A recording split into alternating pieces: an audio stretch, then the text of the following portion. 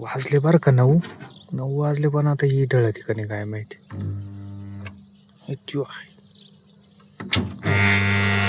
तिला खालून कचका द्यावा लागतो, चाव चालू होती ती ढळेल बरं का. नाही 9 आपली ड्युटी फिक्स. 9 वाजले म्हणजे बटन दाबायचं. 5ला नाही दाबावं लागत. 5ला ऑटोमॅटिक बंद होऊन जातं, ते काही विषयच नाही मग. आणि आपण शेतकरी माणूस म्हणले काय आपलं सगळा लाईटीवरचा खेळ.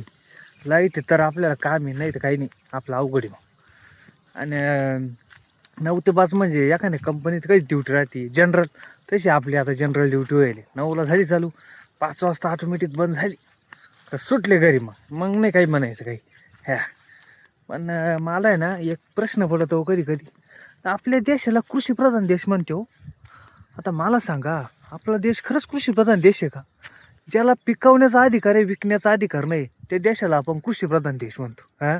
एखाद्या अधिकाऱ्यानं जर चांगलं काम केलं ना तर त्याचं प्रमोशन होतं. एखाद्या कर्मचाऱ्यानं जर चांगलं काम केलं त्याच्या पगारात वाढ होती.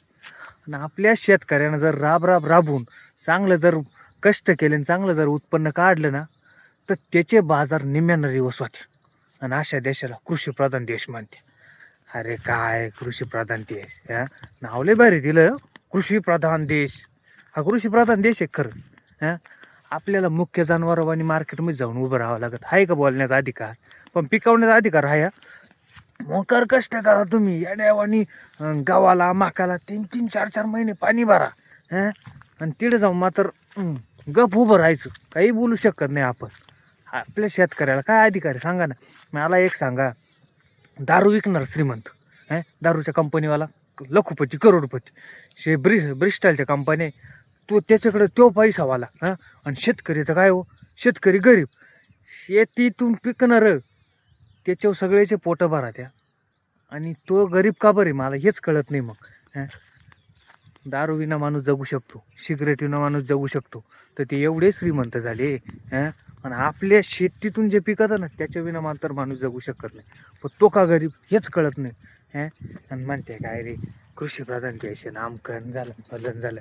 आता तुम्हाला सांगतो, हा गाऊ आहे, या गावाला 20,000च्या काल कोणी टाकून देईल.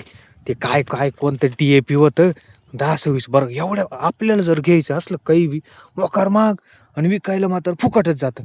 ते काळं खत होतं. मग काय कोणत्या याचं होतं काय माहिती बा, ते कोणत्या गंगाची वाळू होती काय माहिती. ते DAP 1,600-1,700 रुपयाला बॅग, हिऱ्याच्या गोण्या त्याला जोडी टाका रे. सगळं म्हणजे माती टाकल्यावर गंमत आहे ना. त्याचा रिझल्ट आहे ना आहे, कोण गेलं पाहायला, फक्त ओतायचं म्हणून ओतायचं आहे. 20,000 चोराटा करून टाकले आपण. आता याचं पुढं काय घडतं काय नाही काय माहिती. हे अशी कामं आहे आपलेवाले, फक्त आपल्याला मेहनतच करावं लागते हो. तर आता आहे ना बटन दाबून येईल, आता पाणी आलं असं वाफ्यात.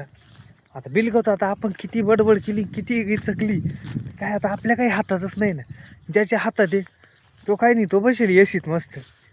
हे राजकारणी लोक काही नाही, हे फक्त मतदानापुरतेच गोड गोड बोलत आहे, नंतर विसरून जाते हो. हे जावं ना, आता तुम्हाला सांगतो, मतदान जावं येतं ना, हातात हात घ्या त्या, कोणी ओळखीचा असू नसू. मग भाऊ लक्ष राहू द्या बरं का, आपल्या किटलीवर लक्ष राहू द्या, आपल्या बादलीवर लक्ष राहू द्या. यांना ना डायरेक्ट विचारलं पाहिजे, तुम्ही आमच्या शेतकऱ्यांसाठी काय केलं आणि काय करू राहिले. देतो तुम्हाला मतदान देतो, पण तुम्ही नेमकं आमच्यासाठी काय करू राहिले यांना डायरेक्ट विचारलं पाहिजे. असे कुठे काय राहत असते काय.